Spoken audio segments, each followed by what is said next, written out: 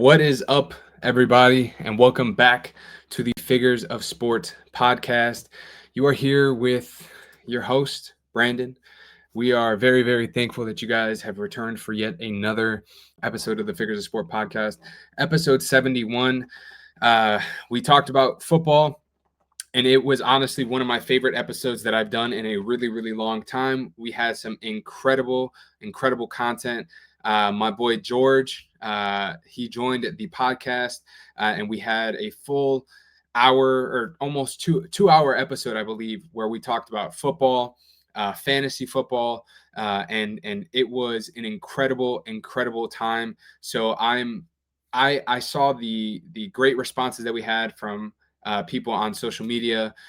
We had a lot of views on that video, more than we usually get. So because of that and the great outpouring of positive reviews that we got on that episode, we will be bringing back G Money somewhat later in this episode to talk more football, obviously fantasy as well. But something that we didn't talk about last week was baseball, because obviously NBA hasn't started yet. We still got baseball to talk about. It's September, and with obviously September baseball, things are heating up. The MLB postseason race is getting very, very hot.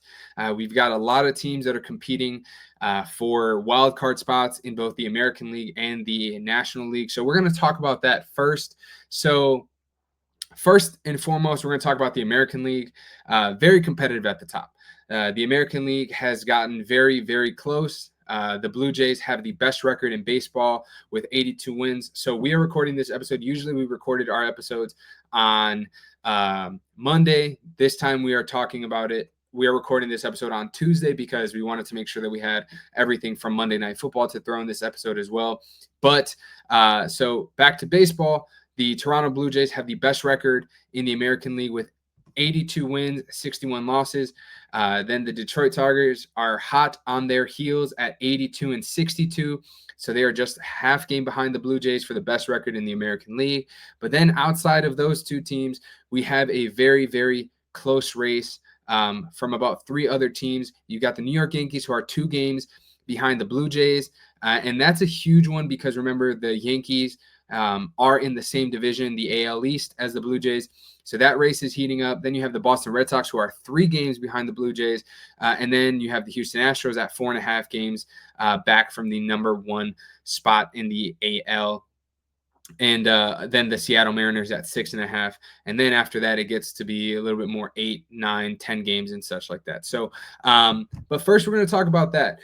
So, as I had mentioned, the Detroit Tigers, half a game back. The New York Yankees, 2 games back. The Red Sox, 3 games back. And the Astros are 4.5 games back behind the Blue Jays for the best record in the AL. So, right now, the wild card looks like the Yankees in the first spot, the Red Sox in the second spot, and the Mariners hold the third spot in the wild card race, with obviously the division leaders being the Detroit Tigers, the Detroit Tigers, the Houston Astros, and the Toronto Blue Jays. So I think right now in September, this is going to be the time where teams really, really step it up. Obviously, like I said, the AL East is probably the most competitive division outside the AL West. Both of those divisions have teams that are within 2 to 3 games. The Mariners are just 2 games behind the Astros, and then both the Yankees and Red Sox are within 3 games each. So, this is going to be a really fun September. I'm super, super excited to just continue watching this down the stretch because it is going to be a fun time. Obviously there is a lot going on in baseball. September rosters are expanding. So this is something to keep an eye on because obviously as rosters expand, you want to keep an eye on some of these teams to see if they call up some prospects that can maybe be some help in their playoff push. So we're going to keep an eye on that. And then remember, guys, as we get closer to the end of the season, early October, we're going to have an episode where we're going to talk about baseball and the postseason and how excited we are for that. We're going to talk about matchups and things like that as well. So just be prepared for that as well. But outside of those few teams that we talked about with the Yankees, the Mariners, the Red Sox, and those teams. We also have the Rangers, the Guardians, and the Royals that are heating up in September so far. So right now, the Rangers are 1.5 game back from the Seattle Mariners for the third wild card spot. The Guardians are 2.5 games back, and the Royals are 3 games back. So that third wild card spot in the American League is going to have a really, really tough push towards the end of the season. The Royals have been hot as of late. Really making a push. They were within 6 or 7 games a couple weeks ago. Now they're down to 3 games. So this is a team to keep your eye on. I know I talked about it in a couple episodes that the Royals are heating up. So that is a team that I say to keep your eye on. The Mariners have cooled off a little bit. The addition of Eugenio Suarez hasn't really benefited them as much as they thought it would. He's kind of cooled off since he's been traded there. But like I said, keep your eyes on the Kansas City Royals. I think that is a team to watch. They are definitely going to make a huge push for the third wildcard spot as the season comes to a close. But as we're going to stick with the American League, and we're going to talk about a guy like Cal Raleigh. Cal Raleigh, obviously, he has been playing absolutely incredible. He is at 53 home runs for the season. And honestly, he is chasing history. So right now, he is 3 home runs behind the franchise record of 56 home runs in a single season, which is held by Ken Griffey Jr., an all-time legend. But he's already made history because he is the first catcher to ever hit 50 home runs in a single season, and he's the first player to hit 20-plus home runs from each side of the plate. So shout out to Cal Raleigh. He has had an incredible, incredible season. And I know a couple episodes ago, we also posed the question, who do you guys think is the American League MVP between Aaron Judge and Cal Raleigh? There was a lot of, answers towards, supporting Aaron Judge, a lot of people supporting Cal Raleigh. But I want to ask you guys that question again. Who is the AL MVP? Do you guys think that Aaron Judge missing some time is going to affect him and his chances of winning the AL MVP? Let me know in the comments below, whether it's here on YouTube, TikTok, Instagram, wherever it is. I'm really, really excited to know what your guys' thoughts on that are. But while we're talking about commenting, make sure you guys are subscribed to the channel. As you guys see here somewhere on the screen, there's going to be a graphic that says to like and subscribe to the channel. So guys, make sure you do me that favor. Go ahead, like, subscribe, show your support for the channel, for the content that we're making for you guys. And most importantly, share this with your friends, your family, and everybody who needs to know what is going on in the world of sports, because there is so much to talk about. Football season is just getting started. We've got so much content coming for you guys there. NBA is on the way. And then, of course, baseball, postseason baseball is one of my favorite times of the year. So we've got a lot of content for you guys there as well. So just make sure you guys are ready for that. Now, we're going to talk about the NL real quick, and then we are going to jump into some NFL talk. So the first thing I want to ask you guys before I get into anything else, are the Milwaukee Brewers real World Series contenders? They obviously have the best record in baseball, 89 wins. They could be the first team to 100 wins. It seems like they very much can be. They're closing in on the last 20 games of the season. They're 11 games away from winning 100. Do you guys think they will hit that 100 win mark? And also, are they true contenders? I think they have played such an excellent brand of baseball this season. So I want to leave that question up to you guys. Let me know in the comments below. Do you guys think that the Milwaukee Brewers are true World Series contenders? I know in past years, they haven't necessarily performed as well as they have hoped in the playoffs, but it seems like this year's a little bit different. So let me know what you guys think. Now, one more thing that we're going to talk about before we switch gears into the NFL is the NL wildcard race, because a team that is heating up is the San Francisco Giants. They sold at the deadline, and people thought that honestly they were kind of waving the white flag and going to call it a season, but they have been hot over the last few weeks. They're now only 3 games behind the New York Mets for the third wildcard spot in the National League. So do you guys think that the San Francisco Giants can really make a push into that third wild card? That would be a huge collapse for the New York Mets, but I really am excited to watch how the rest of the season plays out because there is so much going on with baseball. And don't worry, just because football is back, we haven't forgot about baseball. We will have a lot of content for that for the playoffs as well. So make sure you guys stay tuned. But like I said, most importantly for you guys to stay tuned, you have to subscribe to the channel, like these videos, click that little bell so you are aware of whenever we're posting any content, and you guys are going to get your fix, I promise. But without further ado, we are going to talk about the NFL. We are super excited to bring back George. Like I said, we had an outpour of great responses from you guys on the content that we had in episode 71. So for episode 72, we had to, of course, bring him back. So we're going to welcome my boy, G Money, back to the podcast.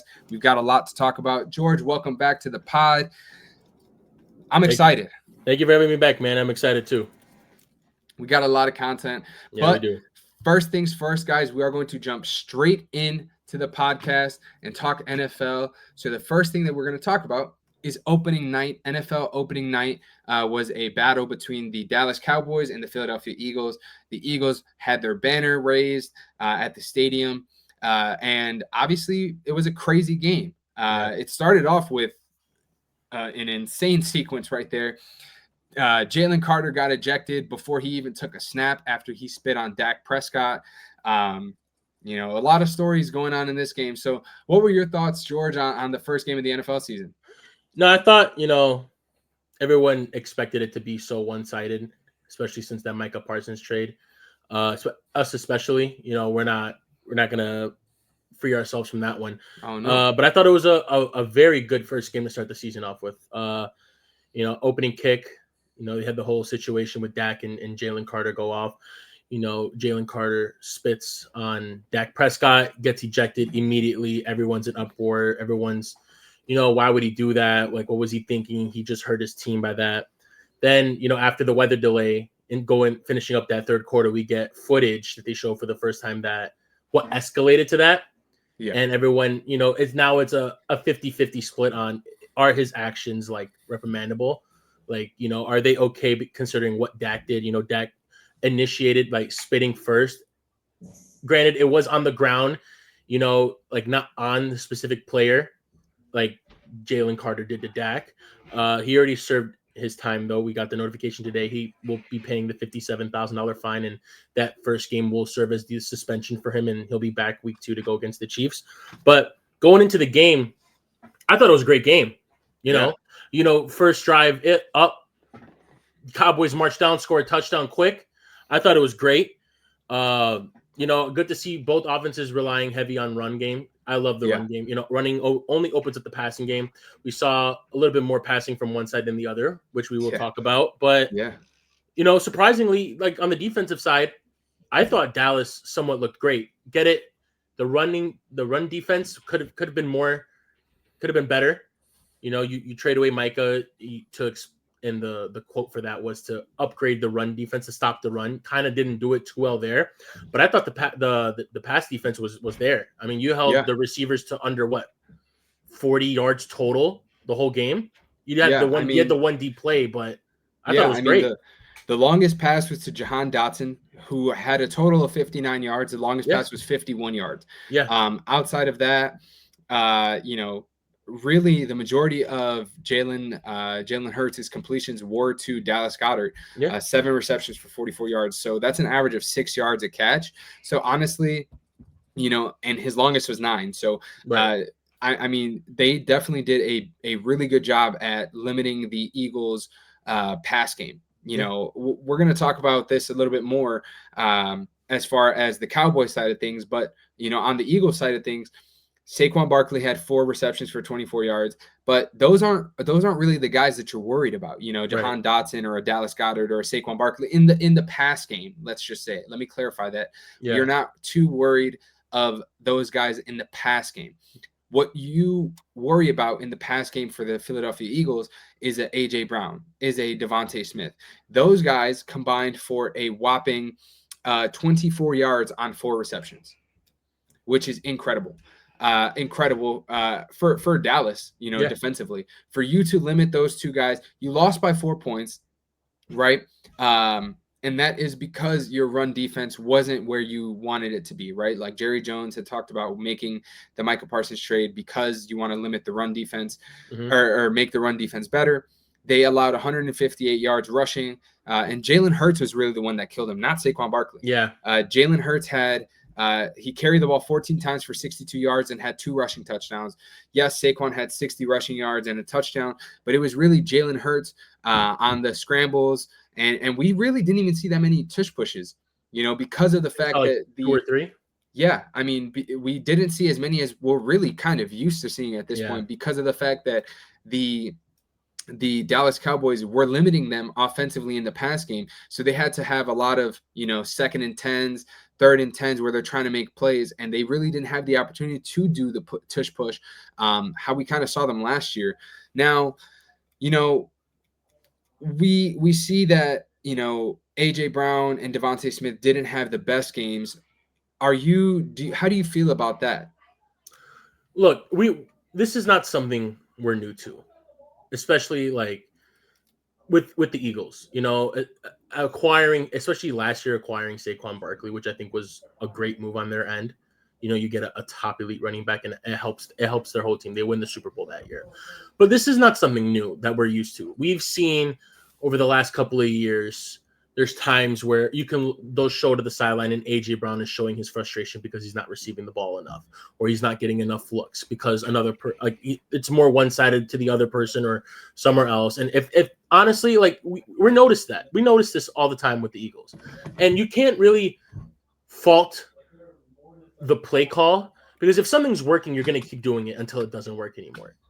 Right. With the Eagles on Thursday, it was the run game was working. We're going to keep running. They can't stop the run. So why would we stop doing this? If this is working for us, we're going to keep going. And then if we see this happen all the time, frustration is shown on one end, on the other end. And then the next week, they get what they want. We'll see A.J. Brown go 1 week for like 2 catches, 30 yards, and he's upset because he's not getting the ball thrown to him as much as he would like. The next week, he breaks off for 8 catches and 145 yards and 2 touchdowns. Right. This is not something that we should be surprised by at this point with the Eagles. Especially fantasy owners, which we will talk about later. This is why we take these receivers in the 1st and 2nd rounds. We know, like, especially A.J. Brown going in the 2nd round the last 3 years straight, I say at the very least in the 2nd round. We know, like, there's going to be times where, especially with Saquon Barkley, he's going to have a lot of the reps. He's going to have games where he's running the ball 20 times. He ran the ball 18 times for 60 yards. Yeah. They were feeding him the ball. Jalen Hurts ran it 14 times. It just works. There's going to be times where the run game is not working. So guess what? A.J. Brown's going to get a ton of targets. This is not something I'm really worried about for the Eagles. We see this all the time. It's just going to go up and down every week with them.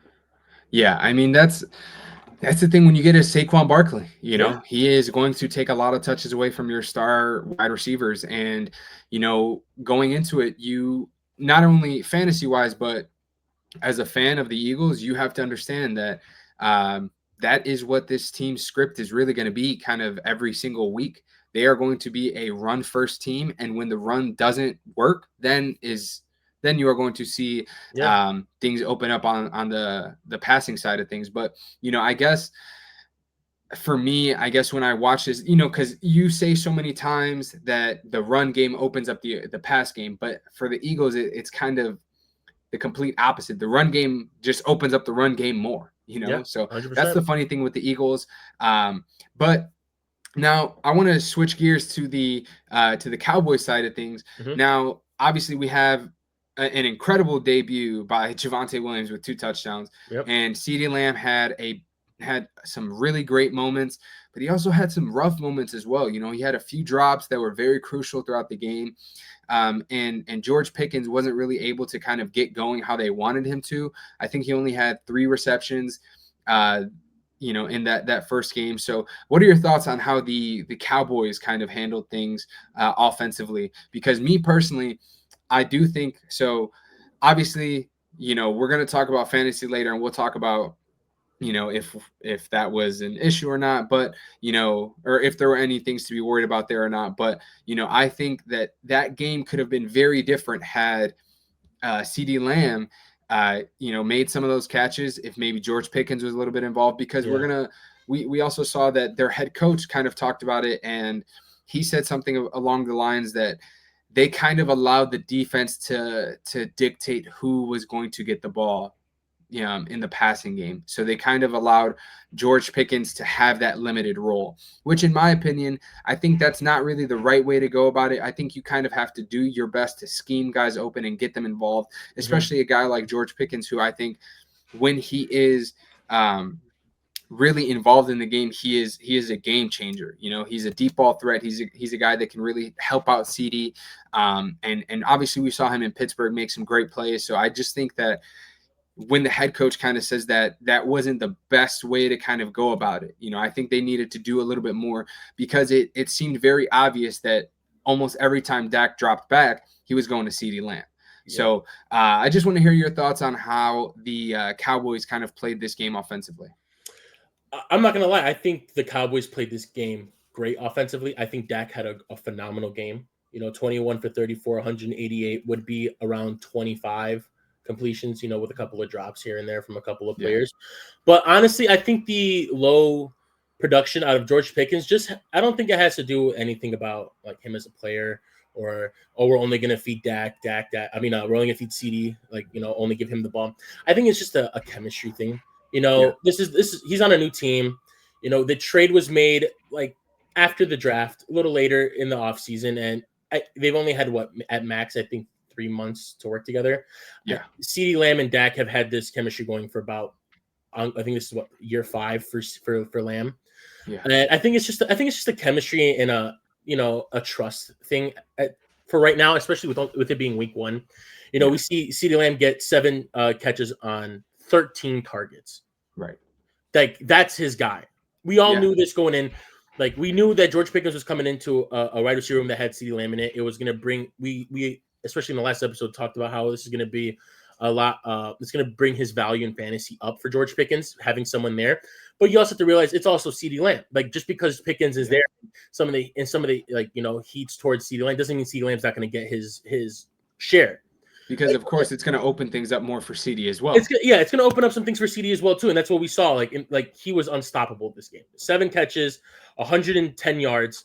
He was just nuclear this game. Like they couldn't like the only way to stop CD Lamb that game was CD Lamb. Let's be honest. Yeah. That's the only thing that stopped CD Lamb himself.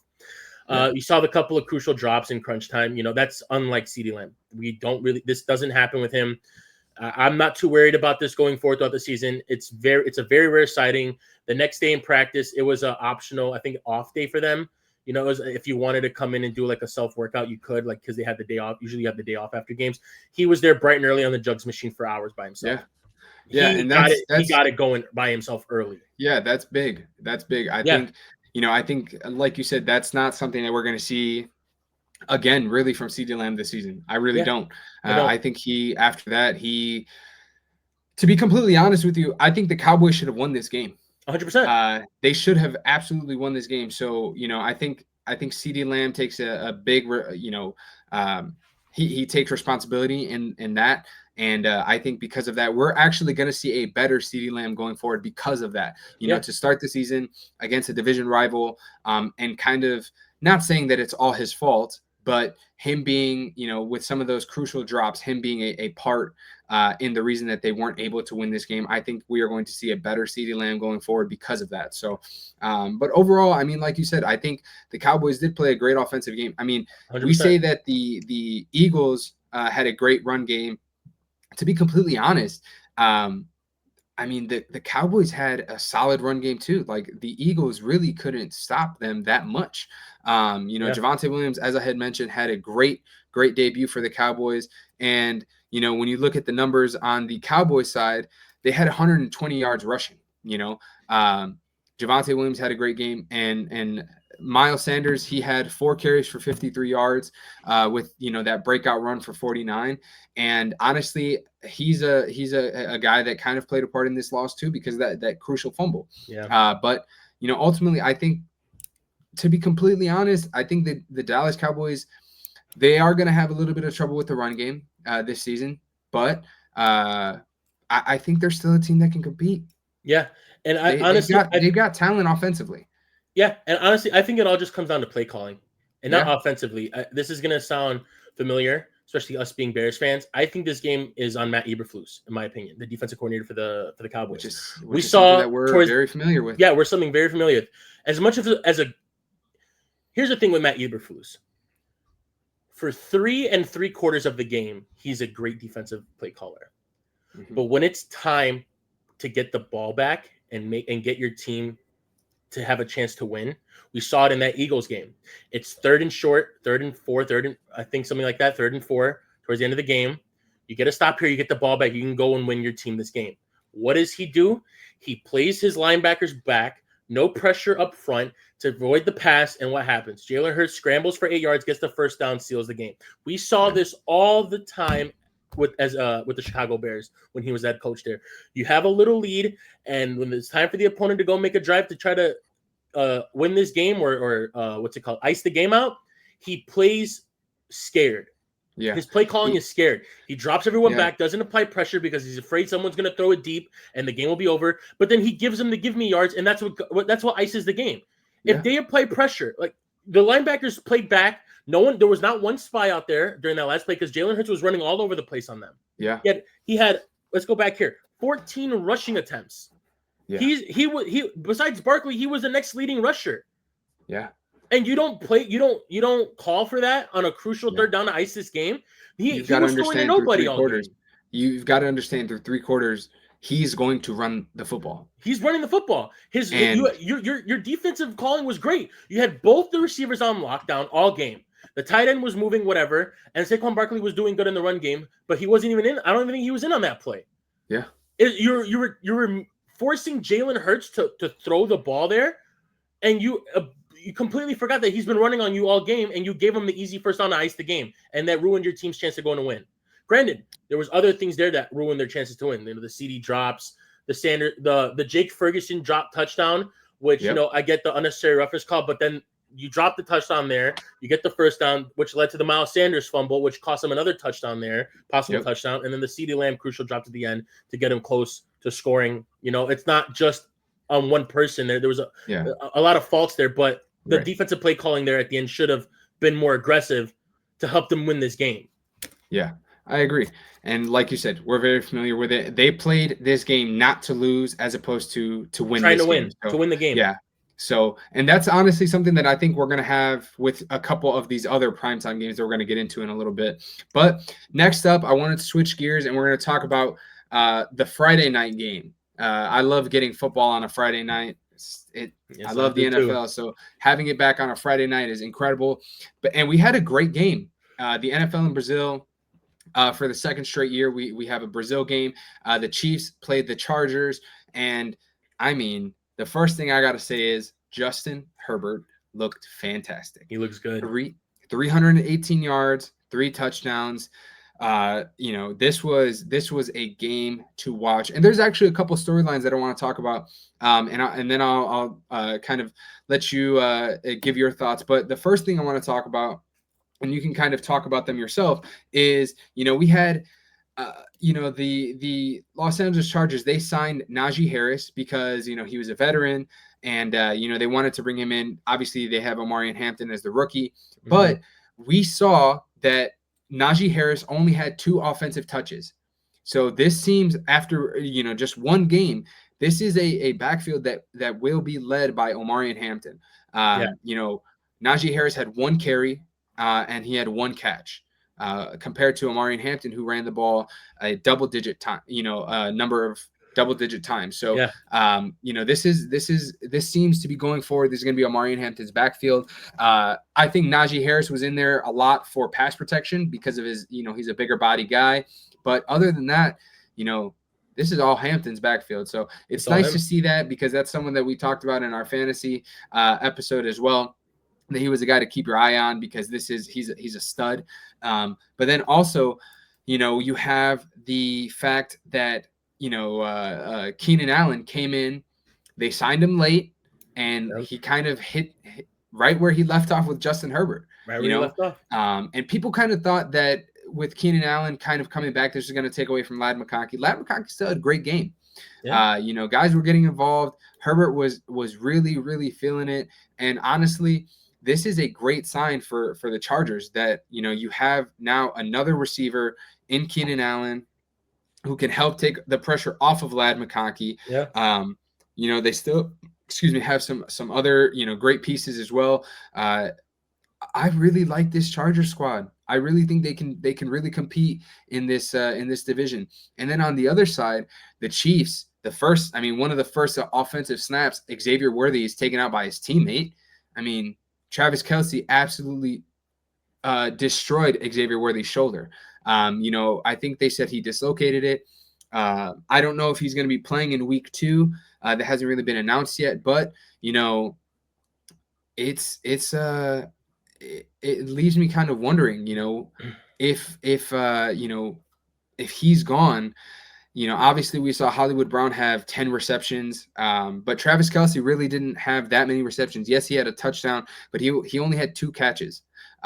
Xavier Worthy is out of the game. That's your speed threat, your deep ball threat. He was kind of out and wasn't really able to help them out. I think if he's there, maybe this is a different story to the game. Maybe they win this game, but it's a different look that I think we're going to see with this Chiefs team this year. Obviously they're missing Rashee Rice for 6 weeks or 5 more weeks at least. And then who knows with Xavier Worthy. And then on top of that, their run game is almost non-existent. Yeah. Isaiah Pacheco, he came into this game. He was going to be kind of their number 1. I know they still have Kareem Hunt there, and they acquired Elijah Mitchell, but this just doesn't seem like they're going to have a run game with this team. There's no real answers for them there. And I'm surprised because, a couple of years ago, Pacheco was really, really good for them. And I don't know what happened, man. I really don't. I know that ankle injury that he had was really significant, but the run game for this Chiefs team, it seems like they're going to be a team that's going to be throwing the ball 30, 40 times a game because that run game really can't get anything going. And we kind of saw that last year too. So this isn't just a one game reaction. They had Kareem Hunt last year. Obviously he's not a guy that truly specializes in, being a very dynamic back. He's more of a power runner. So yeah, they can maybe score and get you 5 yards here and there, but this is not a team where I'm really afraid of their run game. And I'm curious to know your thoughts on just this game overall, and then the Chiefs and the Chargers side of things. Yeah, again, I love football on a Friday. Anytime I can get football on a Friday, it gives me an extra, something else to look forward to before Sunday. I love it. I just want to start off by saying this. If I'm a Chargers fan, I'm excited. I am super excited for the rest of this season. Yeah. Justin Herbert looked great today, especially against a divisional opponent. They know each other. They play each other a lot, so they know each other pretty well. But the Chiefs had a top 10 defense last year. They were not that. Some would say that defense kind of carried them to that Super Bowl because the offense was kind of a little rough, especially in the start, But Herbert, 25 for 34, 318 yards, 3 tutties. That was, phenomenal. And 32 rushing yards from Justin Herbert. That's not something we're accustomed to a lot. You know, that's not something we're accustomed to a lot. But again, I am ecstatic if I am a Chargers fan. You got Keenan Allen's back. Had a somewhat mediocre season last year with the Bears. Goes back to, they don't re-sign him. He goes back to LA, back to the quarterback he was playing with before for a couple of years before he came to Chicago. And Justin Herbert and Keenan Allen have chemistry. Like they know each other well. Justin Herbert knows exactly how Keenan Allen runs his routes, where he likes the ball, and Keenan Allen knows exactly where Justin Herbert's going to place these balls at every time on these routes. They know they're on point with each other at all times.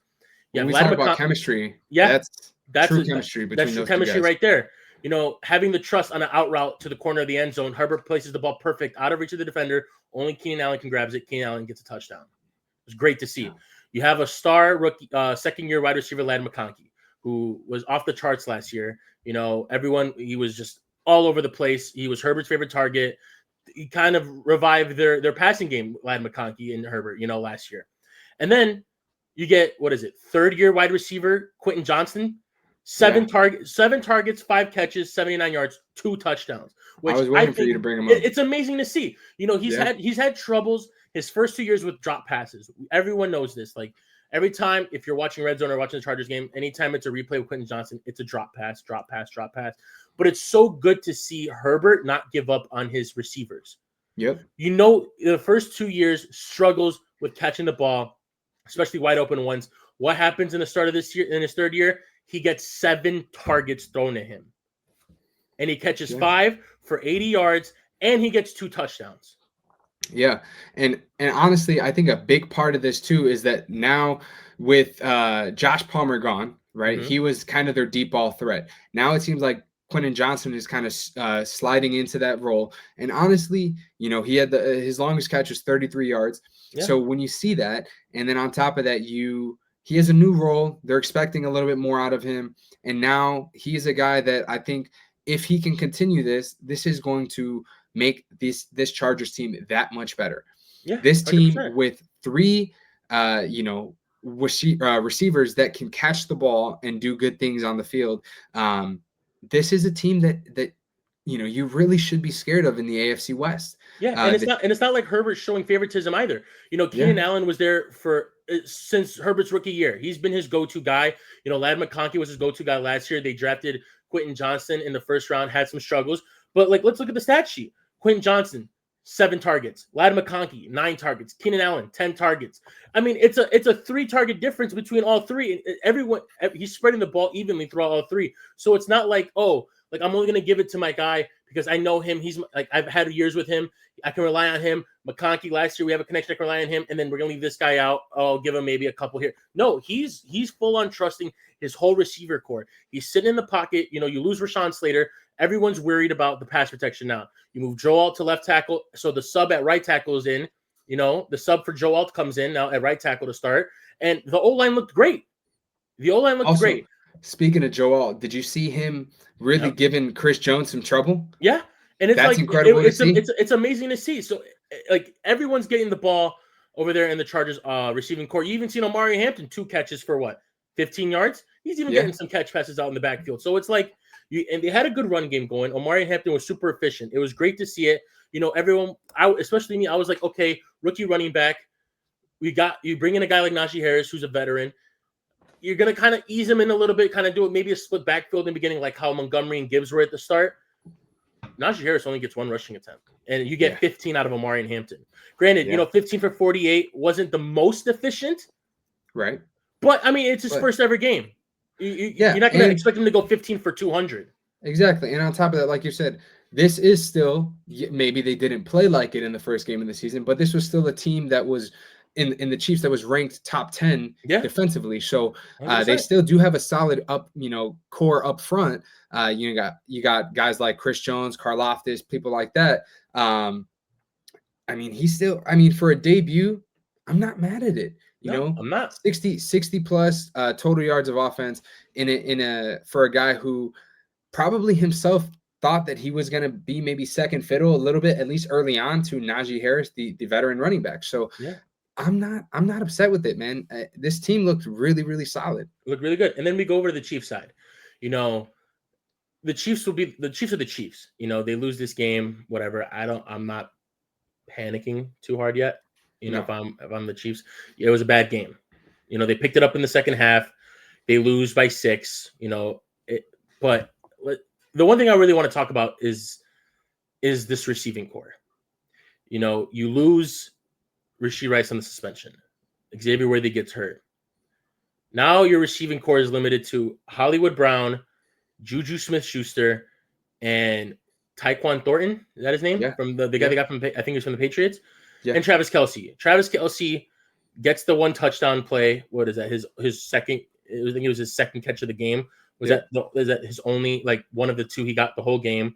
Yeah. Hollywood Brown, goes 10 for 99. He was there last year, so Mahomes has to feel has some. You can trust out of the receivers there. He's like the next guy you got to trust to get the ball to. Juju Smith-Schuster had 5 for 55, not terrible. And then Tyquan Thornton 2 for 41, had the 1 long play for 38 towards the the second half. But it's like now you're on panic mode. Like as the receivers go, not as the whole team. I do think they're going to win a game, but like a little bit towards the panic game. Like who does Patrick Mahomes trust to throw the ball to now? Who does he have the guy that's going to consider? Like Xavier Worthy was the guy, his deep threat guy. He knew like he's going to be there. I can hit him. Boom. He goes down. Then we see Tyquan Thornton get those deep route throws, and Mahomes overthrows him twice. It's like they're not on the same page there. So now you lose Xavier Worthy. I think the report said he's day to day. You know, if it's not as bad as they make it seem, I think he'll be ready to go week 2, especially must win game for week 2 in a Super Bowl rematch. Yeah. Kelsey, we're gonna have to see more out of Kelsey. Like Mahomes needs to get him the ball more. Hollywood Brown was efficient, but then it's like you don't have a run game. And with the Chiefs, they're a pass first team, but to only give your RB1 5 rushing attempts and then Kareem Hunt 5 rushing attempts and a whole four quarters of football, how do you expect? Like if you're only throwing the ball, teams can easily play around that. I mean, Mahomes 6 for 57, but like he's not going to be able to do that every game to solidify your run game.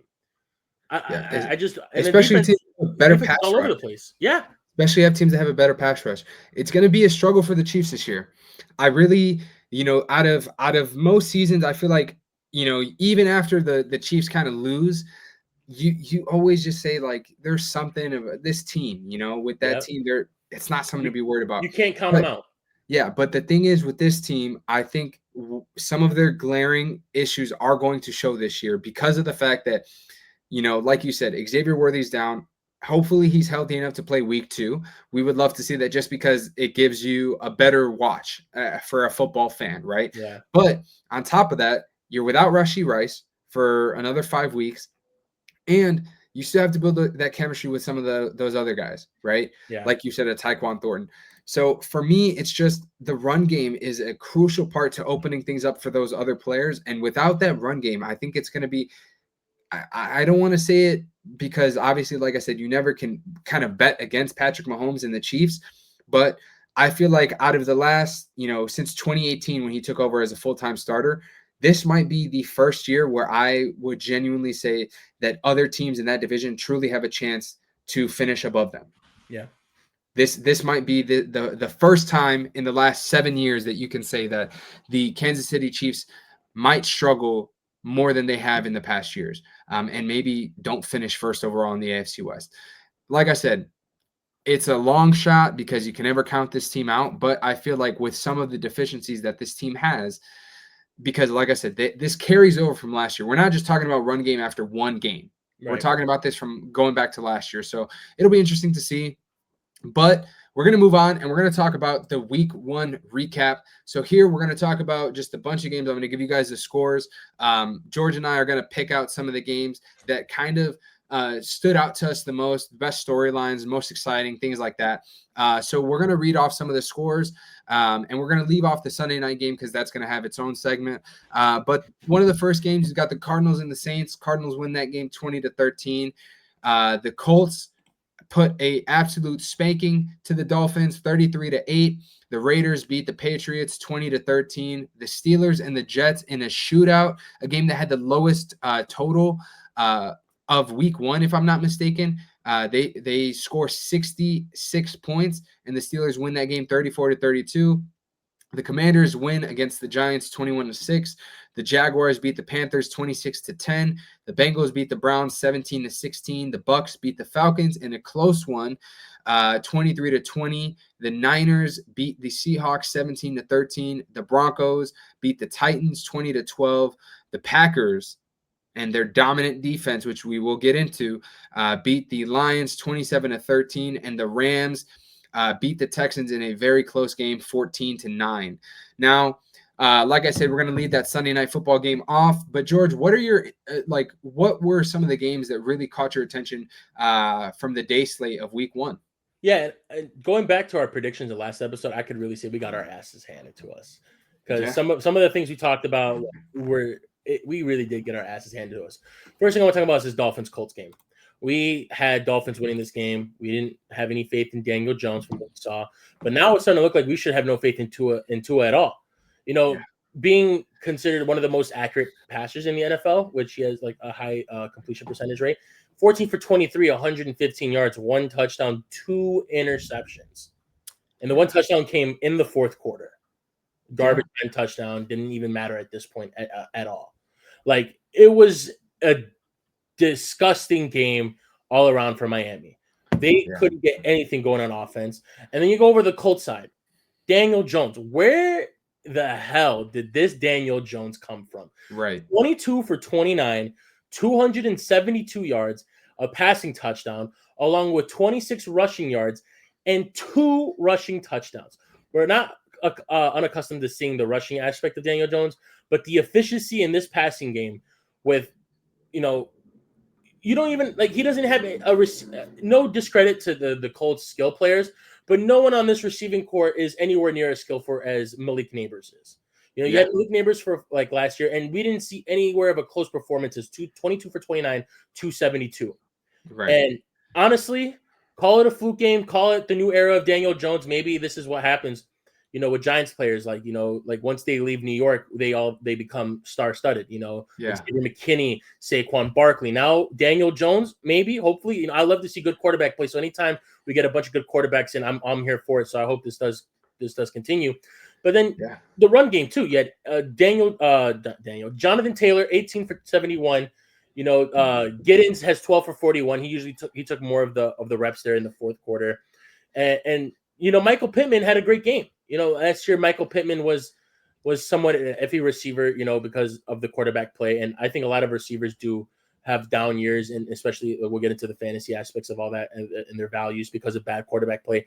6 catches for 80 yards and a touchdown. Tyler Warren, the rookie, having a beautiful first game in the NFL, 7 for 76. And they got him going early, which was, I think, the biggest key in this game. You don't want your rookie going throughout the whole game without a catch. You make it seem like, oh, he's not reliable yet. I think first play of the game was a pass to Tyler Warren. If I'm not mistaken, I think so. Yeah, Jonathan Taylor, 3 for 27. Josh Downs had a couple catches in there. Same with Adonai Mitchell and, whatever. But I think this was a great game all around for the offense of the Colts and for the defense. They were just on point throughout this whole game. Miami had no answer for whatever they were throwing at them. I think it was a great week 1. Yeah, I mean, it's crazy to see that this Dolphins team is. I mean, it makes me ask the question: do you think that? I mean, I know that Tyreek Hill has requested a trade, and obviously he's still there, so they were able to work something out.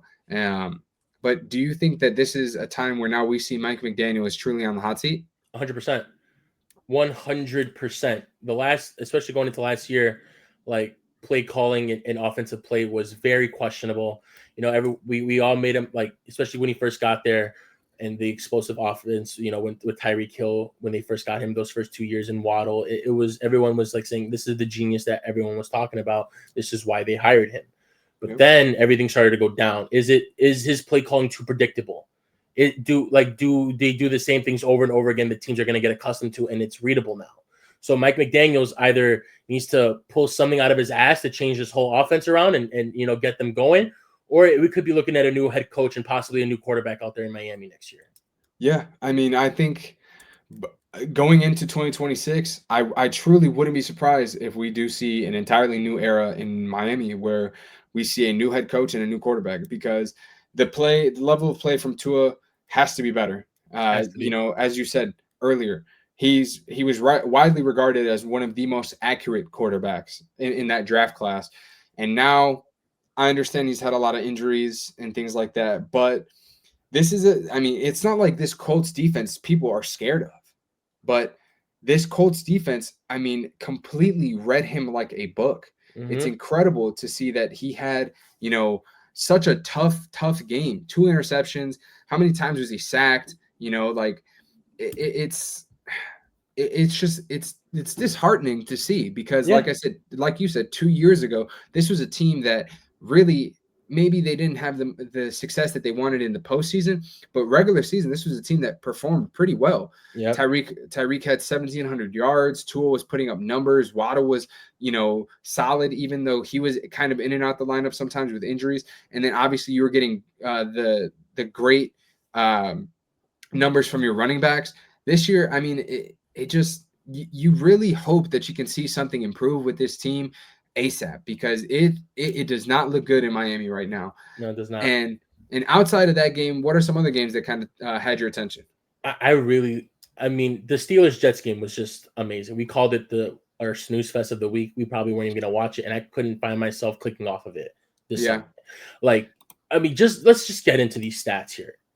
A 40-year-old Aaron Rodgers goes back into MetLife Stadium and goes 22 for 30 for almost 250 and 4 touchdowns. Right.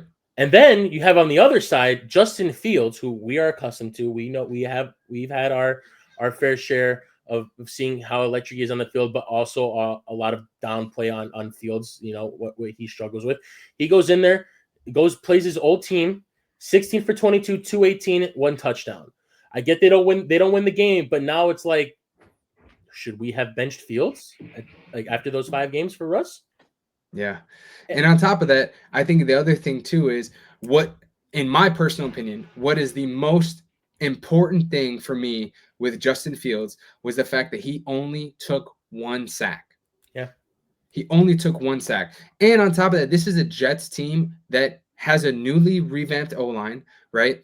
So this was one of the problems that we saw as Bears fans dealing with Justin Fields. He took sacks all the time, right? If he couldn't use his legs to escape it, he was getting sacked 3-4 times a game. This was a game he got sacked 1 time. He had 48 rushing yards. Yes, 48 rushing yards and 2 touchdowns. You know, they had all aspects of the game going. I mean, the run game, Breece Hall had 107 yards. What a revivance. What a day. What a day for Breece Hall. And what a day for Garrett Wilson too. Yeah. 7 for 95 and a touchdown. What a day for both of them. People were counting them out. You know, a lot of question marks because of Justin Fields, but Justin Fields went out there. And I think a huge part of it was obviously the fact that there's the revenge game factor, right, for both sides. But, you know, this was just, I mean, like you said, it was hard to really take my eyes off of this game. Like, I had Red Zone on, and I just was like, you know what? I might have to throw this game on separately because this is such a good game. Like, especially from that first slate, that 12 o'clock slate, it was my favorite game to watch. The revenge game on both sides, everyone played so well. Like, this was a game, man. And I really, really enjoyed watching this one. And you know what? I really do hope that we see this from both of them this year because for the rest of the year, because honestly, nothing makes me happier than having, actual competition and good quarterback play. Yeah. And it makes games more competitive. 100%. And, while this game was very exciting to watch, it also raises some concerns for me. The Steelers have been a pinnacle in this NFL for elite defense. And you let Justin Fields put up 32 points. And same goes the other way. Like, the Jets have also been known for having good defenses. You have Sauce Gardner there. You have Quentin Williams. You have a good D-line. And you let a 40-year-old Aaron Rodgers put up 34 points and 4 touchdowns. So, this whole, the thing that's concerning me is this defense play has got to get better immediately for both teams. Because all these years, Pittsburgh has snuck in this playoffs because of their defense. Aaron Rodgers, I'm sorry to say, as much as it was amazing to see this game, you're not going to get 4 consistent touchdown games from him every game this year. Your defense is going to have to win some of these games a lot. This was exciting to see, but we have to get back to reality at some point. 40 years old, not mobile. This is not a consistent thing we're going to see. And same from Justin Fields. As much as he is way more mobile than Aaron Rodgers is, we're not going to see this level of efficiency and quarterback play out of Fields throughout the whole season. So the defense has definitely got to have to step up and become better. Because if this is going to be a consistent thing, we can kiss playoff hopes for both these teams goodbye now.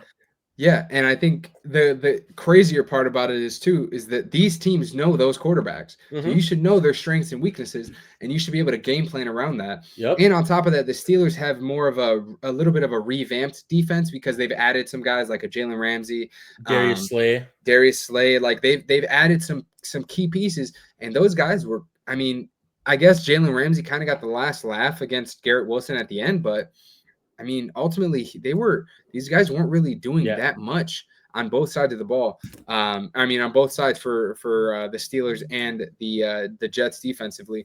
But, it's listen, I'm glad it was a great week 1 matchup between Yep. those two. I just don't see that happening every single week because, like you said, if that is happening where you're in shootouts, those teams, I think what will lead that Steelers team or potentially that Jets team. I know they haven't made the playoffs in some years, but that the defense is what is going to propel them into possible playoff contention, Yep. right? So for you to give up 34 and 32 points in the first game of the season, it's a little frightening, something to worry about. But because I just don't think that we're going to see that consistently, that quarterback play consistently. So it'll be something interesting to see. But at the end of the day, I'm happy it was a great week 1 matchup between those two. And surprisingly, it was absolutely one of the games that I could not take my eyes off. Yep. Now, one of the games that I want to talk about was the Bucs and the Falcons game because that was a down-to-the-wire game. And someone that you talked about, Emeka Egbuka, in our last episode, the guy had an incredible debut. 4 receptions for 67 yards and 2 touchdowns. Man. And the game-winning touchdown. The game-winning touchdown, yes. And honestly, a report came out today that Mike Evans said that Egbuka himself called that play. Yeah. In the huddle, Baker asked him, what route do you want? He goes, give me the post route. And that is something you don't see. And I love it. It shows the level of trust and confidence that Baker has in his young rookie receiver to give him his own route call and trust him there and give it to him for the game. And, I loved it. And it worked out. You don't see this level of trust in quarterbacks and rookie receivers. You got to build that. Usually you would see like, oh, he's going to go to Mike Evans for this. Right. Mike Evans, look for Mike Evans in the end zone. But no, he goes to the rookie. Rookie was having a great day. He goes, hey, what route do you want for this? He says, give me the post. I'll put it there for you. And it worked out. And I thought it was amazing to see the Bucs come from behind, win this game. It started off rocky, and it just went off from there. Yeah. I mean, kind of shocking that at the end of the game too, because it was a great performance on the Falcons side of things too. Michael Penix had a great game. Both teams great. Bijan had a great game catching the ball, not so much running the ball. Not so much rushing. The rushing attack for the Falcons was pretty weak in the first game of the season. Bijan, I think, had 25 yards or 24 yards, something like that. Tyler Algier had 25 yards. Yeah, so it was a rough day rushing the ball, but pass-wise, Bijan had over 100 yards receiving. Drake London had a solid game. He did get hurt, and they couldn't have him in on that final drive, which I'm sure played a huge part in the reason why they did lose this game. But they had a chance. Young Hoku missed that kick, and honestly, it's kind of shocking because I feel like we're so accustomed to seeing him hit game winners and deep field goals, and he just missed that. I think it was a 44-yard field goal, something that's definitely in his range. But I mean, honestly, that was a great game just because, like you said, you see a rookie have a great game. People are so, locked in on the future Hall of Famer and Mike Evans that next thing you know, the rookie is getting the ball on a post route that he called himself to win the game. Just a great game overall, in my opinion. And, I think the matchup, because if I'm not mistaken too, the Falcons took both games against the Buccaneers last year. So this is a good start for the Bucs to kind of start the season 1-0, and it's against the team that kind of kicked your butt the first 2 times or the last 2 matchups. So but I mean, for the Falcons, I'm not really too worried about them. I mean, they just got to get the running game going, and I think some things will be a lot better for them. Hopefully Drake London's all right, and I mean, but Penix looked great. I can't say enough about that. Penix looked great. He honestly had a better game, I would say, statistically than Baker did. Baker struggled a lot in the first half, but overall, enjoyed that game a lot. Yeah, really did enjoy that game. Now, another game I want to talk about really quickly here before we talk about this other game that as NFC North fans, we have to be a little bit worried about. But the next game is the 49ers and the Seahawks. The main reason I want to talk about this game is because there's a couple of storylines here.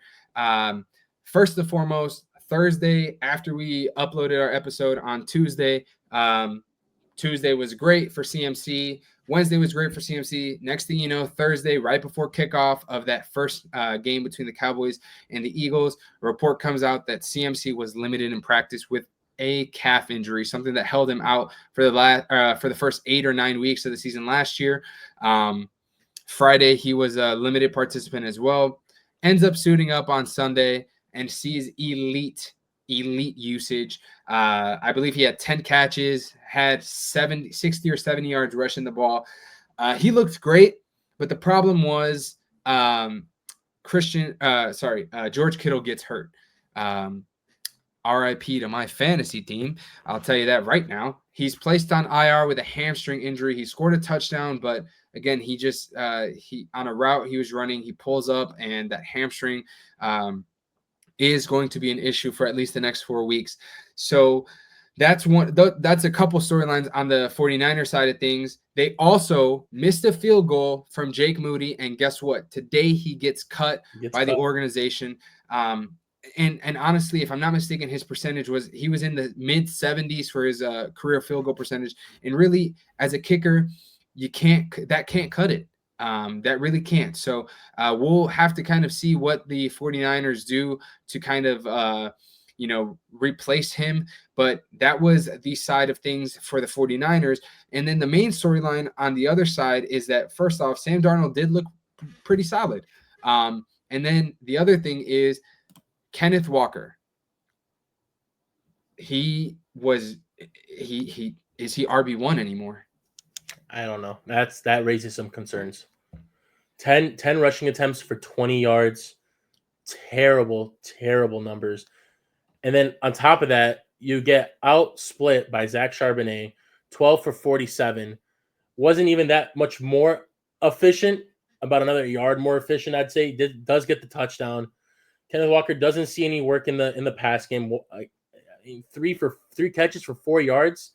I think Seattle really needs to work on this run game. And, Sam Darnold went 16 for 23, 150. Jackson Smith and Jigba was 124 yards of that 150. Yeah. So we're not even seeing the ball being spread around here. Yeah. I don't know what's going on. Yeah, that does raise some questions for me. Obviously, we knew that going into this year, JSN was going to be their number one. I just didn't know it was going to be like JSN, run the ball, JSN. Like, that's exactly what it seemed like. I mean, he had Sam Darnold had 16 completions. 9 of those were to JSN, which means your remaining 7 were split between 4 other receivers. Cooper Kupp had 2 for 15. Elijah Arroyo 1 for 7. Kenneth Walker 3 for 4. And AJ Barner had 1 for 0. So I mean, yeah, I mean that's, like I said, I don't think Darnold he played pretty efficiently. He didn't do anything to lose them the game, but he didn't do anything to win them the game. I think a huge part of it is the fact that their run game, especially with Kenneth Walker, was very inefficient. Like you said, Charbonnet, 12 carries for 47 compared to Walker's 10 for 20.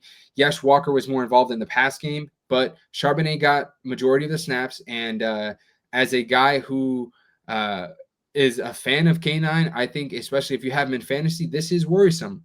We'll talk about fantasy a little bit later, but a little worrisome for this one.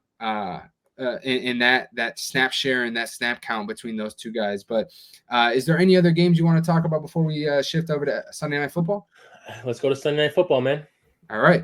So we're going to talk about Sunday Night Football, man. And what a game. Game of the week. I mean, oh my God, game of the week. Hands down. This was an incredible showdown. And I know you and I talked about this before the game. It was, we were talking about the last time that the Ravens faced the Bills, how Derrick Henry absolutely destroyed them. And guess what he did in the first half? Absolutely destroyed them. Had 120 plus rushing yards, a touchdown, if I'm not mistaken. And, I think, let me make sure I want to be correct here. 2 touchdowns actually throughout that game, had 120 plus rushing yards at the half. And we had a great game at halftime. And then, in the second half, things really start to take off for the Ravens. They get to a 40-25 lead in the fourth quarter. Time's winding down, under 4 minutes. It's 40-25. Fans are leaving the stadium. Ball's in Josh Allen's hands. And what does the MVP do? He does MVP level things. Josh Allen had an incredible game. I mean, the guy had over 424 yards of total offense by himself. 394 passing the ball with 2 touchdowns passing, 30 yards on 14 carries, rushing the ball with another 2 touchdowns, 4 total touchdowns, over 400 total yards. James Cook went 13 carries for 44 yards and a touchdown. Keon Coleman, 8 catches for 112 yards and a touchdown. Shakir, 6 for 64. Palmer, 5 for 61. Cook, 5 for 50. I mean, the ball was spread around everywhere. I understand he threw the ball 46 times, but this was an incredible performance by the reigning MVP. And then when you look at things on the Ravens side, I think they just got way too lazy in the second half. I mean, way too lazy. Yes, Derrick Henry had 120 plus rushing yards in the first half. And then when you look in the second half, limited to about 50. And then on top of that, he had a costly fumble. And listen, Lamar Jackson in a game, I understand they were dominating them in the run game, but you cannot only throw the ball 19 times here. Right. You cannot only throw the ball 19 times. And this was something that we talked about with the Cowboys. They played this game to not lose, not to win this game. That was the difference here. That was the reason why they lost this game. And yeah, what are your thoughts? I thought it was a fantastic game. You know, it's so one-sided in the first half, and it's so one-sided the other way in the second half, in that fourth quarter specifically. Yeah. I think 2 elite quarterbacks, they put it on display. I mean, Lamar Jackson, 14 for 19, 209, 2 passing touchdowns, gives you 70 rushing on the ground with another touchdown. You know, and then you go to the other side, the reigning MVP, 400, almost 400 passing yards with 2 touchdowns, on top of 30 rushing and a touchdown, and 2 rushing touchdowns. This game was just offensive all over the place. All over the place. I think what really needs to be talked about is his defense, though. Jair Alexander. I think it's time to hang him up. Man, time to hang them up. Brother, he was getting cooked by Keon Coleman, by Josh Palmer, whoever. You could have put me out there, and I might have cooked him too, brother. It was bad. It was rough out there. It was easy pickings against Jair Alexander. And honestly, shout out to Josh Allen for realizing that in that fourth quarter, because he was attacking him. I mean, that play where Keon Coleman kind of towards the sideline jumps up. Guess who's guarding him? Jair Alexander. So that was a game, though, man. That defense. Honestly, if this game might have gone differently, you know, Baltimore gets a touchdown in the fourth quarter, kicker misses the extra point.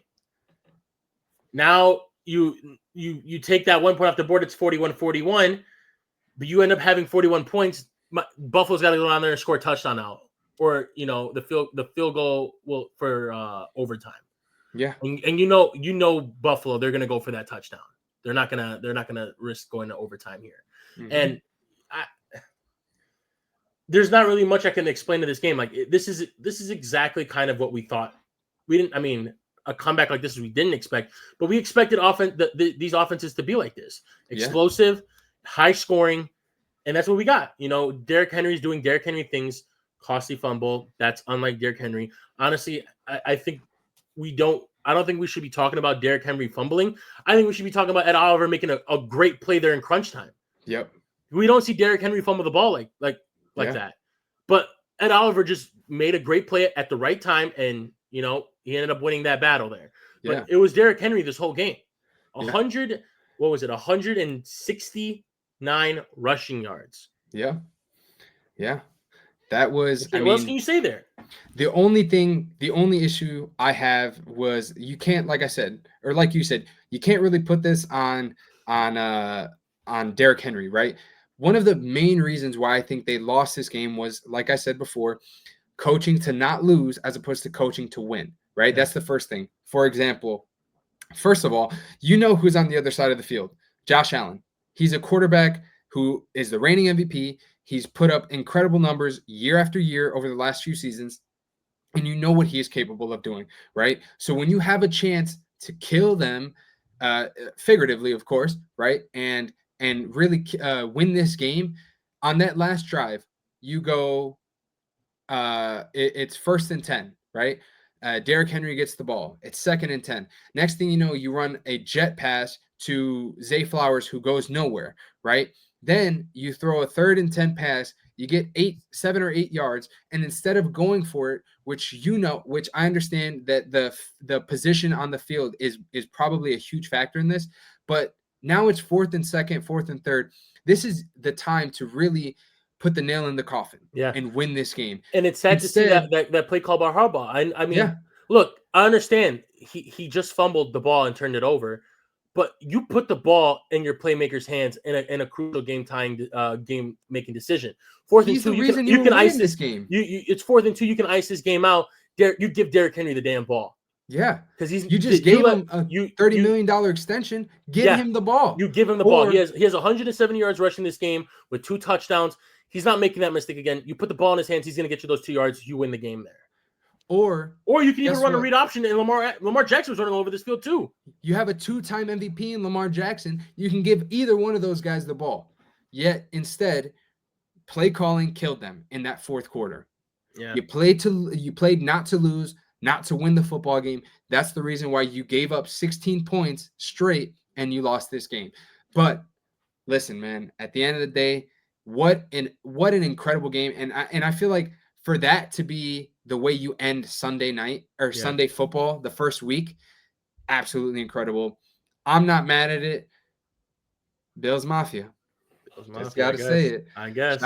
Shout out Josh Allen for that one, man. That was an incredible game. Incredible performance by everyone on that team outside of the defense in that 4th quarter for the Ravens. But I really do hope we get to see these 2 teams match up again in the playoffs, man. I really do. What an incredible matchup. Now, here's where I think you and me are going to feel a little bit of pain, but we got to do it. It's our job here. Monday Night Football, the Vikings at the Bears. J.J. McCarthy makes his debut, missed his whole rookie season last year with an injury. Now you got the new look Bears, new coaching staff, all that good stuff. And the Bears defense collapses in the 4th quarter. Yeah, man, let me know your thoughts. Yeah, and you know what? I'm going to get real here. Everyone, every ESPN network, every network is talking about this game. Rightfully so. And I'm gonna explain the real reason why we lost this game. We beat our damn selves this game. 100%. We beat ourselves. We're up 17-6 going into halftime. We get the ball. Okay. We don't see any production until the 4th quarter. We're missing field goals. We're getting penalties. In my opinion, I think this defense looked great. I think Dennis Allen called a great game on defense for 3 3/4 of this game. Granted, we didn't have Jalen Johnson. We didn't have Kyler Gordon. We didn't have TJ Edwards. That's 3 of our 5 best players on this damn defense. And our defense only gave up 6 points through 3 quarters. I think that was amazing. I think our backup stepped up well. I think everything, the pressure was there. That was the main concern. Can this D-line apply pressure? And goddamn it, we did. Deo Dengbo had a great game. Montez Sweat had a great game. Dexter had a great game. All that talk in the preseason about Odeyingbo can't cause pressure on the quarterback. He shut me up. Yeah, and granted, they didn't have Christian Darrisaw this game. Okay, that does play a huge thing, but I still think this defense looked great. What killed us was these damn penalties. Yeah. 12 penalties for 130 yards. Absurd. Yeah. False start penalties. I get it was going to be a concern, but this is like fire the alarms. Like, what are we doing here? There should be no reason we're having this many false start penalties at home. Yeah. At home. At home. Some questionable calls can be made. I don't think that hands to the face should have been called by Deo. I do think it was kind of a questionable call there. The PI and Tyreek Stevenson, I think it was kind of questionable. Biasy or whatever you want to call it. I think it was questionable. I think receiver slipped. He did have a hand on him.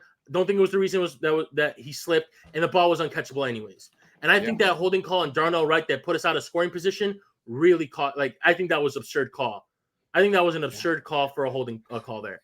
And let's talk about the biggest concern. Because if you see the replay on that holding call, he slips. He slips, and it's just a normal it's just a normal, keep the guy on the ground. That's all it was. Yeah. And the biggest concern is Caleb Williams' accuracy, in my opinion. Like, you start off the game 10 for 10, 80 yards in a rushing touchdown. That the scripted plays worked well. You know, you had him going, you gave him easy reads, check down there. You know, if it's open, you take what the defense is giving you. 100%. As you get into this game, it's like, okay, we're gonna open up this playbook, and why can't we make these throws? You miss Cole Kmet open up the middle. You miss DJ Moore up the middle. You miss DJ Moore on a corner route to the pylon, overthrown by 8 yards.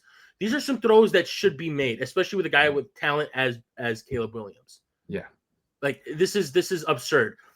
We couldn't get the run game going. You know, the run game was non-existent this game. We couldn't get anything going. The pass protection, I think, looked great. Caleb had a lot of time to throw this damn ball.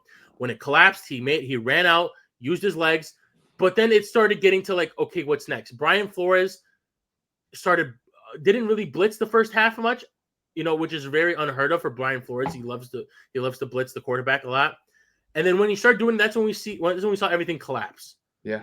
And once they really started changing the looks up of things, we saw Caleb kind of panic. We saw him panic a little bit, and it's like, I think, look, now I call it coping. I think it was just he wasn't used to having the protection that he did that game, so his immediate reaction was go, like get out and try to do something different.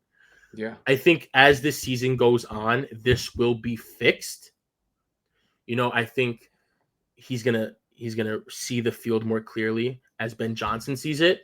And see these guys open, take his time, make the right throws when it, like, you know, and sit in that pocket, trust his O-line. But I think it was just an embarrassing start to the season for the Bears, which is something we're not used. We're not unfamiliar with. We are used to this as being Chicago Bears fans, and it needs to be fixed, especially going next week to on the road to Detroit. Yeah, and you know what? And now that we mentioned Detroit, we completely forgot to talk about that real quick. And so I will backtrack just for a quick second. Detroit looked terrible against the Packers. That Packers defense looked incredible, which is a little worrisome as a Bears fan. But Detroit looked pretty bad. But honestly, if we continue to beat ourselves as we did in week 1, we might be on the opposite end of that, and we might be the team that looks really bad compared to the Lions looking really, really good and kind of getting things clicking again. So, I mean, for me, you know, the Bears defense collapsing in the fourth quarter is a huge, huge, you know, thing to be upset about. Dennis Allen has been praised for his defense, and so for you to play this game so great for the first 3 quarters and in that fourth quarter, allowing 3 touchdowns to J.J. McCarthy, you know, the first 3 quarters, they were changing the looks, and he looked scared. You know, that seeing ghosts out there. That pick 6, it kind of was like, you really think, damn, like we might have this one in the bag. Yeah. And then, you know, you look at Caleb, as you said, his accuracy, he's missing the layups. That's the biggest problem with Caleb. He's missing the layups, the easy passes that should be completed. He's missing those, right? The pass to DJ Moore, right? I mean, the one pass where he got hit and they called the roughing the passer, and then DJ got absolutely obliterated. You know, you see that. That's still an incredible throw by Caleb. So why is it that the hard throws you are able to make, but the easy throws when you have a receiver open, that play to DJ, that should have been a touchdown. On the sideline, you know? So when you see those things, it's very upsetting to me, because it's like, we absolutely should not be making these mistakes. I understand it's week 1, it's a new offense, things like that, but Caleb has too much talent to be messing up the easy throws, yet you can make the hard throws, right? I feel like that is why there's so much conversation about Caleb Williams and the Chicago Bears after week 1, because of the fact that you can make the great plays, but why can't you make the easy plays? You know, I don't understand that sometimes. That's my biggest frustration right now with Caleb Williams. The run game struggled. Yeah, I guess if you look at the stats, DeAndre Swift got it going in the fourth quarter. He had a couple nice runs here and there. Okay, cool. Other than that, he's running for 2 to 3 yards, right? So I get it. They want him to be more of a uphill, straight in the middle runner, which when you're kind of running into a group of guys that's trying to tackle you, it's not going to be easy to go get 10, 15, 20 yards on a big run, right? But, the run game struggled. The defense for the Vikings in the second half was solid. I mean, if you really truly think about it, the Bears offense only scored 3 points up until those last drives offensively.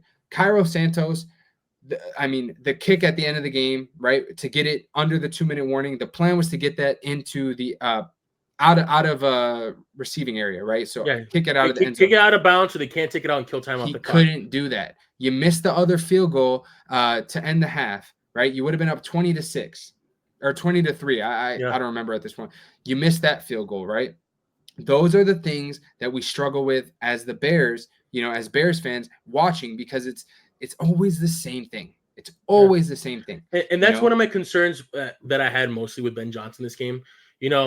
I was excited as any other Bears fan seeing them go for it a couple times on fourth down there, especially early in the game. But Ben Johnson, being the guru that he supposedly, like, we all claim him to be, and hopefully he is. I know they went for it a lot on fourth downs there in Detroit. That's their identity. That's what they do. They don't care. They don't care. 4th and 1 on their 10, they're going for it. They don't care. Like, they'll go for it because they know they're going to get it. Coming to a team like the Bears who struggles with winning, especially in your first game, I thought it was cool, but that's a fan speaking. As a head coach, knowing this team struggles to win, especially last year, you take the points when you can get them. Yeah. We missed the extra point. We missed the field goal, and we don't get 2 4th down conversions. Yeah. Yeah, you got to take your opportunities when you get them. That's the thing. You got to take your opportunities when you get them, because that 4th and 3, right, you go for it there. If you get a field goal there instead, now you got a little bit more cushion, right? Instead, we lost this game by 3. We lost this game by 3. The one missed field goal shouldn't have happened. Cairo Santos needs to get his shit together. But you go for it on 4th down twice when you could have, you take the field goal there, possibly makes those. You're up 6. We win the game by 3 technically. Yeah. A lot of question marks there, man. I mean, listen, I think this will be fixed. I know this will be fixed. I agree. I think it's going to be fixed 100%. I think it's going to be fixed. It's week 1, right? We supposedly Ben Johnson was working with an old playbook in preseason just to kind of get them familiar with things, and he's installing some other stuff during the season, right? Of course, I get it. It's just, as a Bears fan, this is something that we're used to. So there's no real reason to kind of exaggerate the fact that, hey, we're used to this, but it's just upsetting because of the fact that we should have won this game. But it seems like the thing that's cursed us for the last few years, just some bad coaching decisions. And I'm not saying that Ben Johnson is a bad coach. I'm excited that we got him. I think the future is bright with Ben Johnson, but it's just, this was a game that I think this was a must have. They had him for 3 quarters dead to rights. And then, they're without Jordan Addison. They lost one of their linebackers to an injury. They had some injuries. The Darisaw injury was, obviously he wasn't there. The game was there for us to win. Ryan Kelly got hurt during the game. Yeah. Ryan Kelly got hurt during the game. So they had opportunities to win and they beat themselves. And again, I think this was another case where we see coaching not to lose this game, as opposed to coaching to win. That's a reoccurring theme. I think we've seen. I don't even think that's the case here. I just think that during that whole second half, we just couldn't get anything going on offense. And it's not like he was playing to not lose. Caleb couldn't make these simple reads and throws. Yeah. And that needs to be fixed, fast. Or else everyone's going to start concerning next year. Hey, now Caleb is 0-4 against quarterbacks in his draft class. He lost to Jaden Daniels, lost to Drake May, and now, 0-3. Now he's lost JJ McCarthy. Yeah. And if this keeps happening, there's going to be alarms set all over the place at Hallis Hall. Yeah. So upsetting, but let's switch to a brighter note. Yeah. Week 1's done.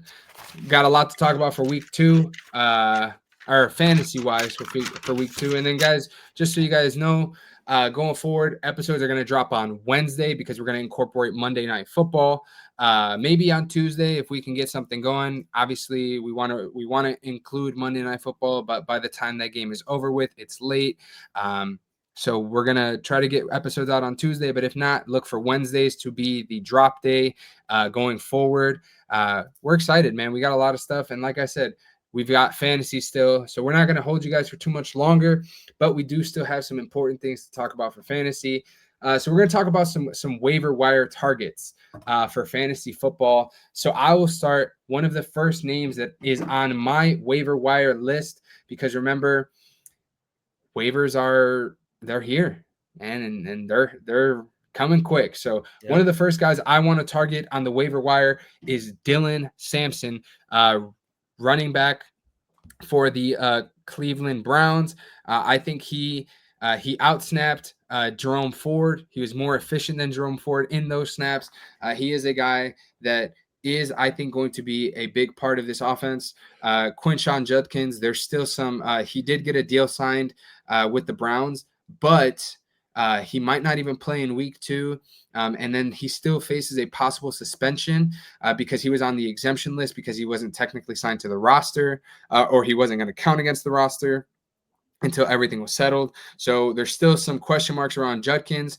I know I told you guys in the last episode, he's a guy that I have as like a wait and see. But right now, after seeing what Dylan Sampson did, outsnapping the veteran and Jerome Ford, I really like Dylan Sampson as one of my waiver wire targets. George, who you got? First one I got, guy we talked about earlier this episode, I'm going to go with Keenan Allen.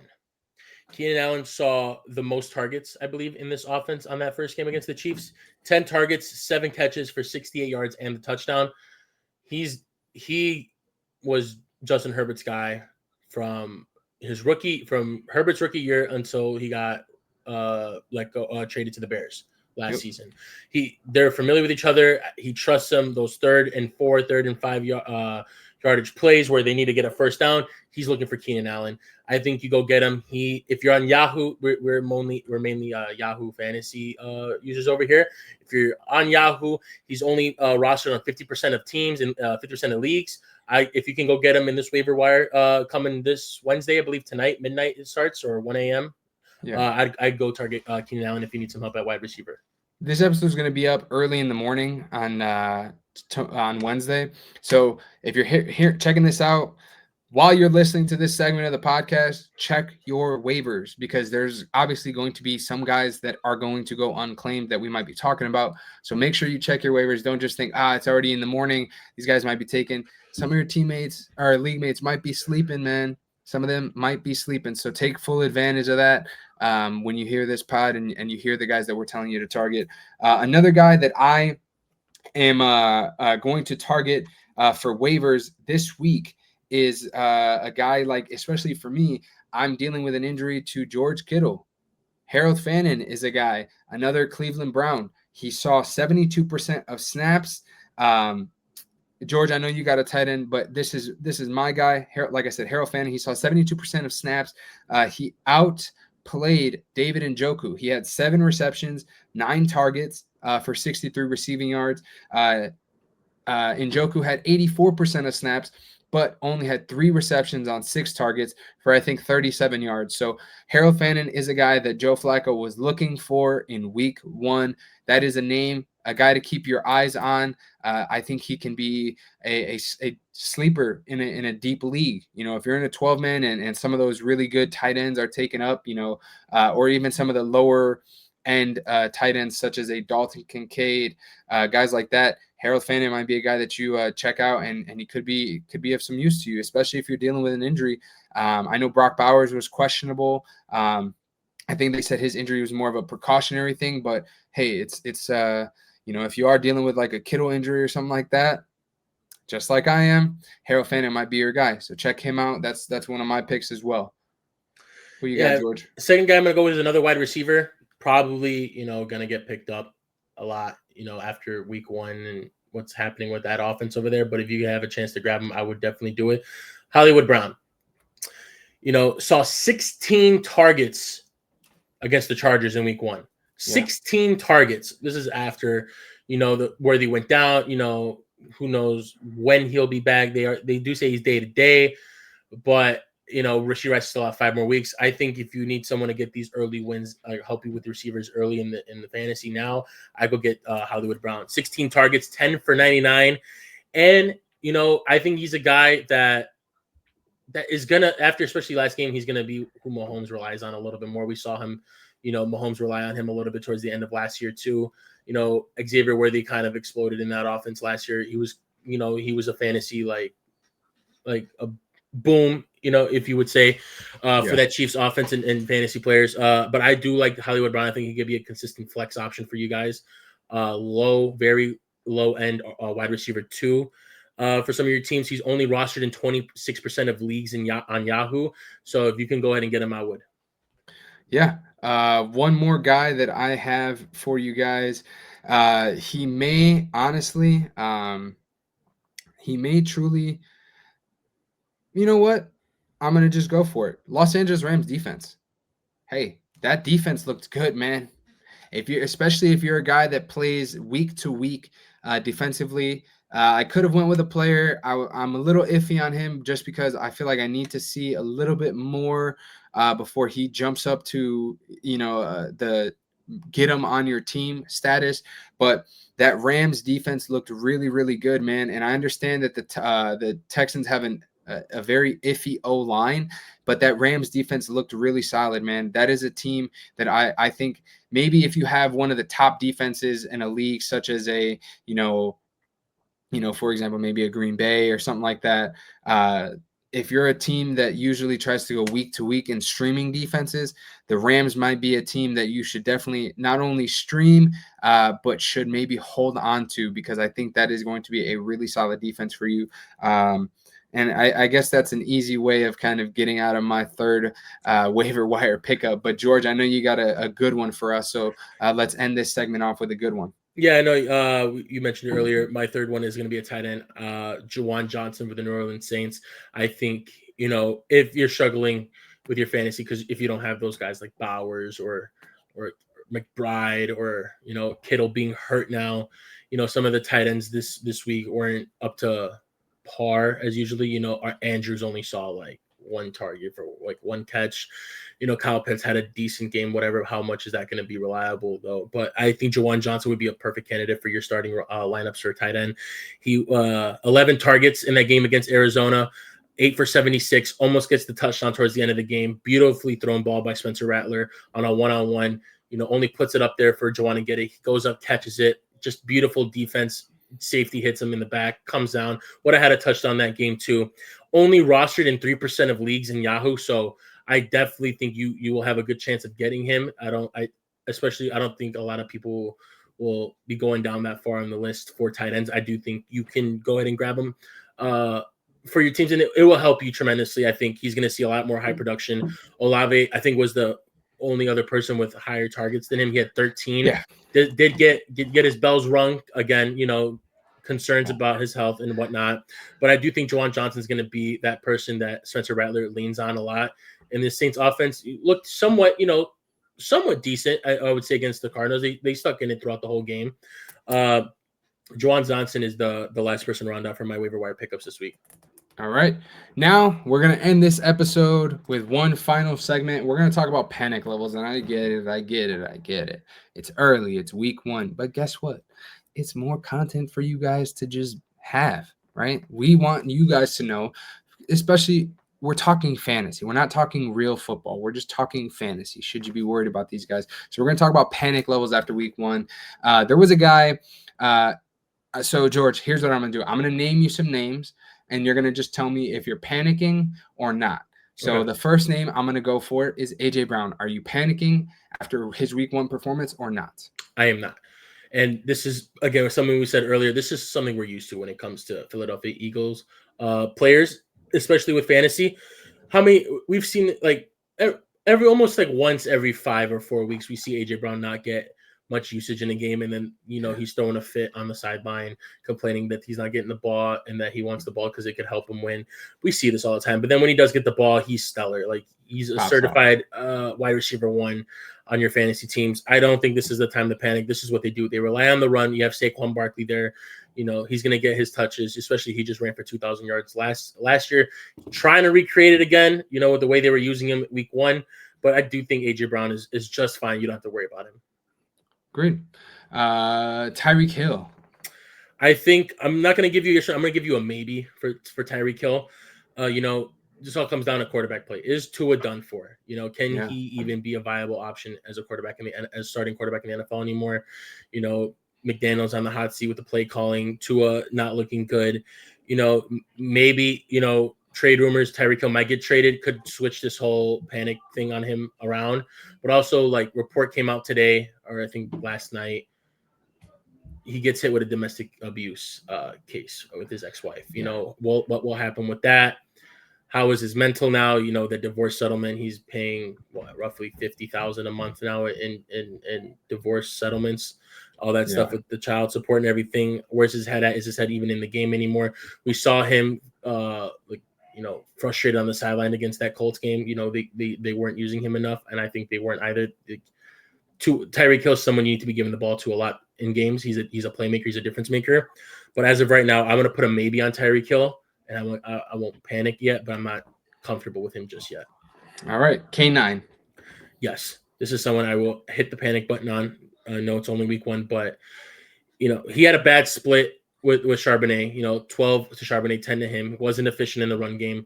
3 catches, 4 yards. It was the Seattle, besides Jackson Smith and Jigba, the Seattle, playmakers for fantasy were not viable at all. Cooper Kupp didn't produce. Kenneth Walker didn't produce. If Charbonnet doesn't get that touchdown, 12 for 49, doesn't produce.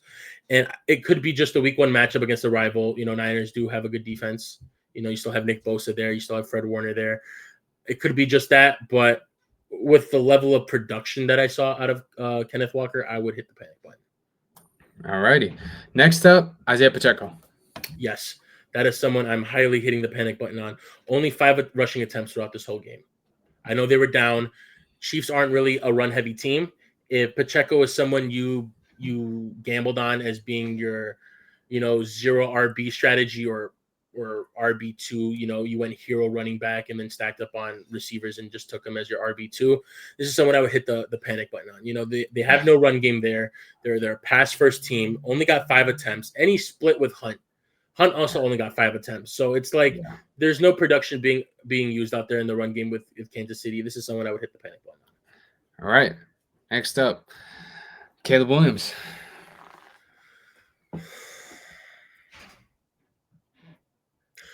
I'm going to say no. For the simple fact that for fantasy purposes, look what he did.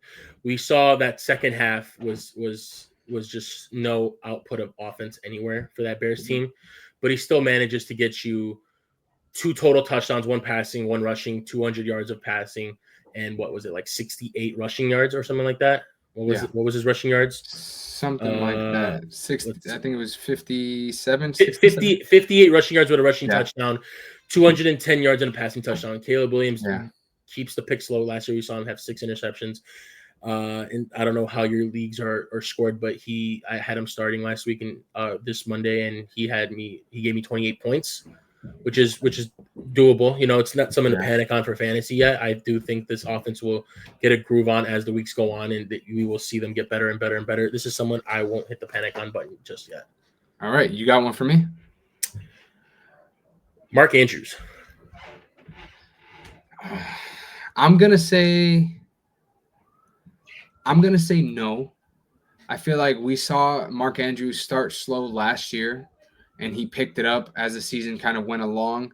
But the fact that he got involved in the game early, caught 1 pass for 5 yards, and then after that was non-existent, it is a little bit worrisome. But I'm going to say no. Besides that first catch, he didn't get a single target the rest of the game. Yeah, I mean, it's just – and the thing is, I really, truly feel like that's not going to be something that happens often. I feel like when Derrick Henry is having one of those days, though, it is something that can happen, not just to him, but to Zay Flowers. Yeah, Derrick Henry had 170 rushing yards, but Zay Flowers still managed to get you 7 catches for 140 yards and a touchdown. So it's like they don't really have another threat there on offense. D-Hop, aging, had the nice touchdown catch, whatever. Yeah. Bateman, 2 for 10. But Mark Andrews, I mean, especially with Isaiah Likely being out, he should have had more of an impact. I think so. Target all game, especially with some people might have him as their starting tight end. That's just something that concerns me a lot, especially with a team that put up 40 points. I'm not gonna say he's a panic full-on panic yet, but I am going to say he's more of a maybe. He's going to fall into my maybe category. Who Okay. else you got? There's one person that I'm hitting red alert on. Sell in all your leagues if you can. Jameson Williams. People were drafting him late fourth rounds, I think, trying to get him as your wide receiver 2, possibly. Has that explosiveness, but with what I saw week 1, That was rough. The O-line was bad for Detroit. You lose your starting center to retirement. Your right guard goes to Tennessee, Kevin Zeitler, and they couldn't stop a pass rush to save their life. And with what happened last year with Ben Johnson, he knows that Jared Goff is not a mobile quarterback. So that O-line was built to keep him in the pocket, make the read, and deliver the ball to his receivers. Yeah. But with the O-line they have now and how much pressure Goff was facing, he's not the guy to roll out and throw the ball on the run and deliver it like some of these other quarterbacks, like the Josh Allens, Lamar, the Mahomes, and with a guy like Jameson Williams, he's their deep threat. Yeah. So you're banking on the play action, let it develop. You see him open deep, you get it to him. But the way this O-line was moving, they couldn't even buy him time for Jameson Williams to have a deep route target. So your best bet is to get him screens. But he had 4 catches for 23 yards on 5 targets that game. Yeah. Could be week 1 jitters without their play callers. But I honestly, if this was with Michael Parsons on a limited snap count. Yeah. So he wasn't even in the game for the full game to continuously bring pressure to help the other teammates. This was with mainly Michael Parsons being out and no Kenny Clark. Yeah. So that concerns me highly. So if you have a guy like Jameson Williams who you bank on to be your deep threat because you have Amon around the slot, Laporta there, Gibbs in the backfield, he's your guy that you're going to have deep posts on, go routes, shallow crosses maybe can go deep, screen routes, and you can't have an O-line to let those plays develop. I don't think there's going to be much uses out of Jameson Williams this year. Yeah, I mean, unless things really, really turn around after this week 1 performance, he's the guy I'm hitting panic on. You got one more? No, that's it. But watch after all we said that Jameson Williams kills us next week for 120 yards and 2 touchdowns. Oh, I wouldn't be surprised. That's just the luck of the Bears, baby. Yeah, that's just the luck of the Bears. All right, guys. G-Money has made his panic levels predictions or his panic level statements. I've made mine. We've talked about fantasy. We've talked about football. Week 1, gave you all a recap. Sunday night, Monday night, Thursday night, Friday night, all day Sunday. We also talked about some baseball stuff. So we thank you very much for coming back to the Figures of Sport podcast, episode 72. Now, before you guys leave, of course, we ask you very, very nicely to please give us a follow on Instagram, a follow on TikTok, subscribe to the YouTube channel, like this video, share this video with your friends, your family, and everybody you know who's either playing fantasy, watching baseball, watching football, watching sports, whatever it is, because we talk about it all on here. So it would mean the world to us. Now, G-Money, thank you for showing up for another episode of the Figures of Sport podcast. Like I said, y'all, this is going to be a reoccurring thing. The content that we're putting out with George has been great. The response has been great. So he is going to be a new addition to the podcast that is going to be here to stay. Man, this was a great episode, guys. George, this was a great episode. Thank you. You mind if I add something real quick to the fans? Tell them. Since I'll be a reoccurring fan, I'd like to add my own segment to this NFL podcast. I want you guys to comment down some of your takes, what you guys agree with, what you disagree with, or what we said, some of your takes, who you think will who you hit the panic levels on, who you are high on, who are your buy high, sell lows on. And what we're going to do is we're going to take a couple of those comments and we're going to showcase them on next week's episode. And we're going to debate them. We're going to debate them. We're going to let you guys in. We want to see what you guys are thinking about, and then we'll give you our takes. And maybe we'll have some debates. Maybe we'll have some controversies. We'll see what happens. But yeah, give us your thoughts, and then some of you guys will get selected, and we'll add those comments to our show, and we'll go from there. I love that. We're going to hear you guys' comments, but for us to react to those comments, you guys got to interact with the post. So that being said, make sure you're commenting under this video, under the TikToks, under the Instagram, all that stuff, because we got a lot of content coming out to you guys. So be ready for episode 73 next week. So get your comments in now. So we appreciate you guys for watching. Again, don't forget to sub, follow, like, share, all that good stuff. Turn the bells on for notifications, and we will catch you guys on the next one. Peace. Peace.